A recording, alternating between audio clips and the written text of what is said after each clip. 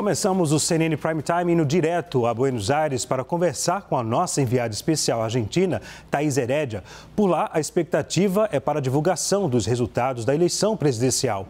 3 candidatos são os favoritos: Javier Milei, Sérgio Massa e Patrícia Bullrich. A votação se encerrou há 1 hora. Thaís Herédia já está com a gente. Thaís, já há números preliminares? Boa noite. Oi, Leandro, boa noite. Não temos números preliminares ainda, mas temos uma guerra de boca de urna. Javier Milei e Sérgio Massa dizem que venceram o primeiro turno e que, portanto, estão garantidos no segundo turno. E Patrícia Bullrich diz que vai para o segundo turno. Então, emoções aqui à flor da pele, uma expectativa enorme pelo início da divulgação dos resultados. Eu estou agora no centro da Direção Nacional das Eleições, que escolheu o prédio dos Correios em Buenos Aires para servir de... aqui está toda a imprensa nacional, a imprensa internacional, uma sala parecida com aquela que a gente tem no TSE em Brasília, mas aqui não há um órgão específico com a sua própria estrutura, como temos no Brasil. Então, estou agora no prédio dos Correios, daqui vou para o chamado bunker do Javier Milei.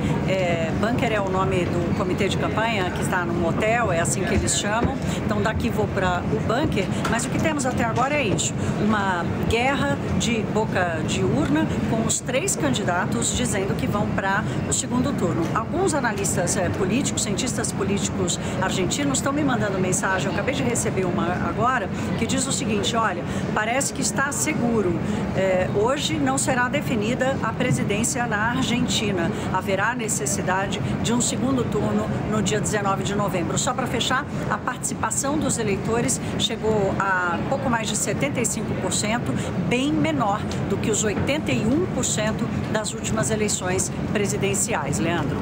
Ok, Thaís, daqui a pouco eu volto com você. Eu chamo agora, já estou aqui com o nosso analista de economia, o Fernando Nakagawa, porque uma das pautas prioritárias entre os candidatos e para a população argentina nesta eleição é a economia. Isso porque o país enfrenta uma grave crise. E quem traz os detalhes e números sobre isso é o nosso Fernando Nakagawa. Boa noite. Boa noite, Leandro. A Argentina está, de fato, diante de uma grande encruzilhada econômica. Este tem sido o grande problema ao longo dos últimos anos no país vizinho, e a economia lidera as discussões nesta campanha eleitoral. Desde o comecinho, não foi diferente na discussão observada hoje, na hora da votação lá que a Thaís está acompanhando. A gente separou, Leandro, alguns dos principais números da economia argentina para entender em que pé estão os hermanos. Então, começando com o tamanho do país, são 46, quase 47 milhões de argentinos. Nós somos mais de 200 milhões de brasileiros, é mais ou menos o tamanho do estado de São Paulo em termos de população. A inflação argentina, nos últimos 12 meses, alcançou 138%. 138% em 12 meses. Para efeito de comparação, a nossa inflação anual está na casa dos 5%, ou seja, fazendo uma conta grossa assim, 15 dias de inflação na Argentina é 1 ano de inflação no Brasil atualmente. No meio dessa inflação toda, Leandro, a moeda argentina derreteu, perdeu 2/3 do seu valor diante do dólar. Se há 1 ano você precisava de 200 pesos para comprar $1, agora você precisa de 900 pesos no mercado paralelo. E aí olha que aspecto interessante, Leandro. Apesar dos pesares, apesar dessa situação ruim, o PIB per capita, ou seja, o que cada argentino, cada cidadão gera de riqueza para o país, está na casa dos $13 mil. Aqui no Brasil, mesmo com a economia mais estável, o nosso PIB per capita está em torno de $9 mil. Isso ainda é um legado do histórico de riqueza da Argentina, um país com a população muito bem educada, um país com histórico muito rico, e isso ainda é observado na economia. E a dívida do país está em torno de 90% do PIB, a nossa é um pouquinho menor. E o dado mais alarmante: a inflação toda essa desesperança tem gerado muita pobreza. 40% da população, segundo o INDEC, que é o IBGE argentino, está em situação de pobreza atualmente. As contas variam um pouco aqui no Brasil, a gente tem um número entre 20% e 30%. A pobreza, inflação, geram desesperança. Desesperança tem sido uma pauta, um norte que tem motivado muita gente, e os analistas dizem que este eleitor vota especialmente em Javier Milei. Naka, esses números chamam a atenção. Isso aqui é surpreendente, 89,5% do PIB. De dívida bruta, De dívida bruta. Mas a nossa está em 85% do PIB. Então, assim, mas por quê? Porque a Argentina, Leandro, gasta muito mais do que arrecada. E isso gera inflação e, para conseguir fechar a conta, eles imprimem dinheiro ou tomam dinheiro emprestado. Aumenta a dívida. Este é basicamente o mesmo problema do Brasil. Só que, felizmente, nós não temos tanta inflação como os argentinos. Naka, e esse número aqui pode aumentar daqui para o final do ano? Tem gente que diz que a gente termina o ano com uma inflação perto de 150% e a indicação de um segundo turno, vamos ver como o mercado financeiro abre amanhã. Porque se o dólar continuar na sua escalada rumo aos 1.000 pesos, que até bateu na semana passada, isso gera ainda mais inflação. Tem gente que diz que Milei, por exemplo, quer piorar a situação da economia antes da sua posse, para que já tenha sido feita a desvalorização da moeda para quando ele chegar à Casa Rosada. Essa é uma das leituras observadas atualmente na economia argentina. Um monte de problema, infelizmente. Esse vai ser o desafio para o próximo presidente da República. Definitivamente. Colocar as contas públicas de volta nos trilhos, acabar com a inflação e oferecer uma moeda que dê mais segurança para as pessoas na Argentina. Na Argentina, se for comprar um celular, um computador, uma moto, é tudo em dólar. Ninguém topa vender algo caro em peso argentino, porque as pessoas não acreditam na moeda e no sistema bancário, infelizmente. Se melhora tudo isso, aí a pobreza diminui. Sem contar que há falta de crédito também para a sociedade, né, Naka? Sim, definitivamente. Não, na Argentina é muito difícil você ter um planejamento de longo prazo com uma inflação desse tipo. Comprar uma casa, por exemplo, para os argentinos atualmente é muito, muito difícil. Vamos de novo à nossa enviada especial argentina, Thaís Herédia, que está acompanhando tudo de perto lá. Thaís, há uma previsão de quando vai sair mais ou menos o resultado, já que aí o voto é em cédula, não é isso? O voto em cédula, mas antes das 10 da noite não teremos resultado.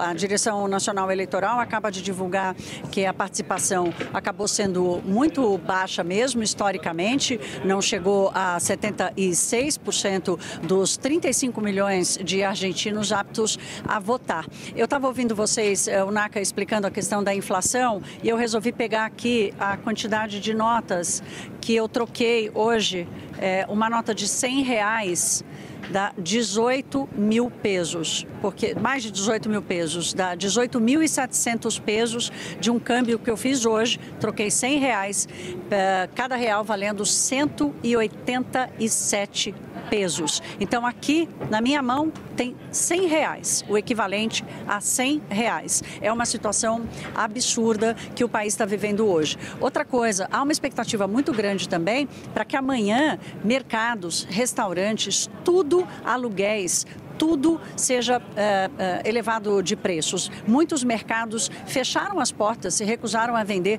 produtores seguraram as suas mercadorias, fornecedores seguraram as suas mercadorias. Quem vive de aluguel está com medo por causa de uma dolarização informal. É proibido dolarizar aluguéis na Argentina, mas esse processo já está acontecendo informalmente. Ouvi vocês falando também sobre crédito. Não tem crédito na Argentina. Aliás, eu conversei com o setor bancário aqui e eles estão bem satisfeitos com a quantidade de operações. Os sistemas de pagamento na Argentina vão muito bem, obrigado, porque essas são as atividades que os argentinos conseguem fazer. Eles recebem os salários, rapidamente aqueles que conseguem fazer alguma poupança já compram dólares, ou então fazem tudo o que tem que fazer, compram tudo que tem que comprar, portanto a atividade, a demanda dos serviços bancários está elevadíssima. Agora, crédito para qualquer consumo de médio ou longo prazo não existe. Quem compra, compra à vista. Quem compra carro, compra à vista. Quem compra imóvel, tenta comprar à vista. Os preços já estão dolarizados por aqui. Então, esse é o grande desafio. Não há uma solução mágica. Javier Milei hoje voltou a repetir que tem capacidade de governar o país e tirar o país da crise econômica, mas ele não tem uma cartola mágica, não tem uma varinha mágica. Qualquer que seja a solução para a economia argentina, ela vai passar por impor mais sacrifícios à população, porque obrigatoriamente o governo vai precisar cortar muitos gastos. isso. Eu ouvi hoje de um eleitor que diz que vai votar em massa, que vota no ministro da Economia com medo de perder o seu benefício social, já que Massa é o condutor da política econômica. Então, a premissa para o voto, o impulso para o voto, também não está sendo aquela mais desejada, né, numa economia estabilizada, num país que tem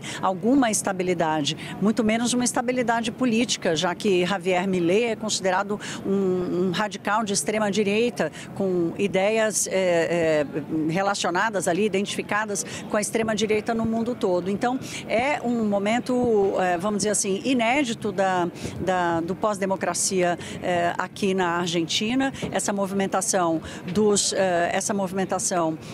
de dois candidatos, por exemplo, que podem chegar ao segundo turno, nenhum deles sendo da esquerda ou sendo de centro-esquerda. Sérgio Massa não é exatamente um candidato da esquerda, mas se identifica com o peronismo mais à esquerda. Então, de qualquer forma, é uma situação muito delicada. A próxima semana, a partir de amanhã, tende a ser uma semana de muita volatilidade nos mercados, de uma desvalorização da moeda ainda maior. Aliás, só para terminar sobre a desvalorização, na semana passada o governo fez uma atuação muito intensa nas ruas, tentando evitar e segurar que as cuevas, que são as casas de câmbio, fizessem grandes operações de câmbio aqui na Argentina. Leandro. Thaís, só por curiosidade, essa quantidade de dinheiro aí que você está em mãos, isso dá para comprar mais ou menos o quê? Olha, hoje eu fui almoçar, eu comi uma entradinha, um pão, alguma coisa assim, e olha como não é caro, né? Eu comi uma entradinha, uma massa que dividi inclusive com um colega, jornalista que está aqui, e gastei 10 mil pesos, ou seja, R$50, um pouco menos de R$50. Se você quiser comprar um alfajor, por exemplo, um alfajor bastante popular aqui, que custava um peso há 10, 12 anos, hoje custa 120 pesos. Então, não é muito dinheiro, não. Infelizmente, vale pouco. Tem muita coisa barata aqui por causa disso. Vou mostrar de novo aqui, ó, a quantidade de moeda que corresponde, a quantidade de notas que correspondem a uma nota de R$100 no Brasil. Thaís, diante das campanhas e das propostas de Milei, de Massa e de Burrich para tentar acabar com esse monstro da inflação, o que te parece, puxando pela nossa memória, que aqui no Brasil tivemos o Plano Real, que foi muito bem sucedido em acabar com a hiperinflação, te parece crível o que os três candidatos trouxeram à mesa? Olha, do ponto de vista da teoria econômica, aí eu não vou dizer eu, né? Vou dizer o que os economistas dizem é que a fórmula de Patrícia Burrich é a mais moderada, vamos dizer assim, e a que tem uma cara mais responsável, porque ela começa pela reforma fiscal, né? Começa pelo ajuste fiscal e de tentar devolver alguma credibilidade ao Banco Central. O Javier Milei diz que quer acabar com o Banco Central.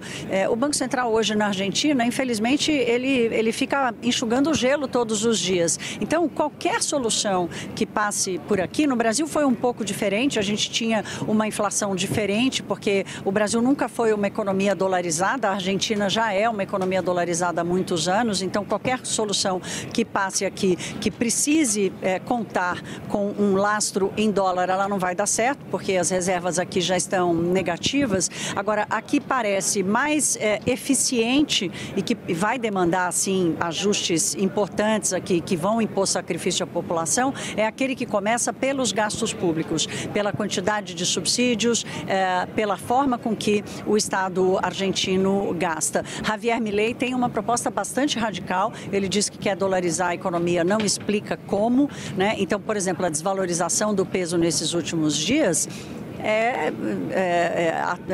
caminha para a solução que Javier Milei quer fazer. Quer dizer, quanto mais desvalorizado tiver o peso, menos dólares ele vai precisar para promover o que seria essa dolarização. Então, a minha percepção aqui, Naka, inclusive, eu acabei esquecendo de falar de Sérgio Massa. Massa também tem uma proposta de ajuste. O Massa é pró-mercado. Apesar de estar ligado ao kirchnerismo, ele é pró-mercado. E o programa político dele, o programa econômico dele, passa por fazer reformas, sim, num passo diferente, num ritmo diferente, mas passa por fazer reformas fiscais e rever subsídios que hoje compõem aí a grande parte dos gastos públicos da Argentina. Naka. Agora, eu vou chamar também para a roda de conversa aqui o nosso Lorival Santana, o nosso analista também de internacional. Lorival acrescenta aqui também para a gente, com a nossa conversa. Thaís, uma outra pergunta. O fato do Sérgio Massa, ele é o ministro da Economia. Qual é a leitura dos investidores, né? Que toca o país, ou seja, que investe no país. Ou seja, ele não perdeu uma credibilidade. No último debate que teve entre os candidatos, ele disse que a Argentina passou pela fase mais difícil já, que agora é uma fase mais tranquila. Ora, a previsão que a gente viu aqui é de aumento da inflação ainda mais. Não, ele tinha que falar isso porque ele é o responsável, né, pela economia. Se ele dissesse, olha, a situação ainda vai piorar muito antes, né, ele perderia a eleição lá naquele dia. Olha, o Sérgio Massa não é identificado, apesar dele ser pró-mercado, historicamente ele ser pró-mercado,